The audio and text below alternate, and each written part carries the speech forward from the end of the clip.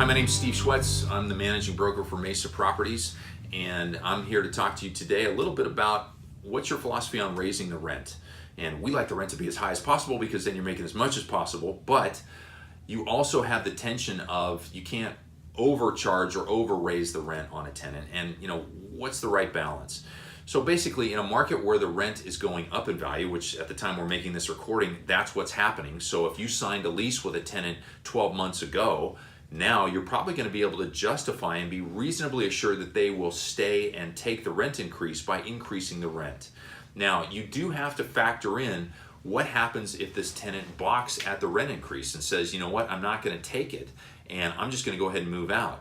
There is a significant expense in turning tenants. If you're an experienced landlord, you know that. You've got downtime where you're not collecting rent. You've got rehab, and you've got the risk of placing another tenant.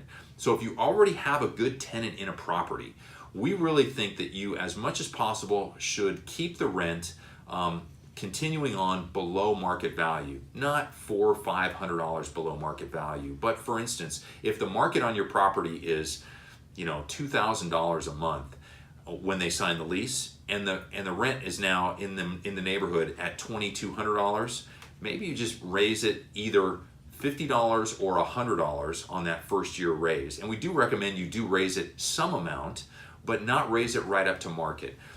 Do that for a couple of reasons. I already mentioned you don't want the tenant to move out. The other thing is we've found that sometimes if a tenant gets raised up, they may be a great tenant for 12 months. And if you keep pushing them market to market to market year after year, pretty soon they decide, okay, you're going to do that. I'm not going to fix that thing myself. I'm not going to, if the ballast goes out on a light or the garage door doesn't work, if anything's not working, I'm just going to call and put in a service request.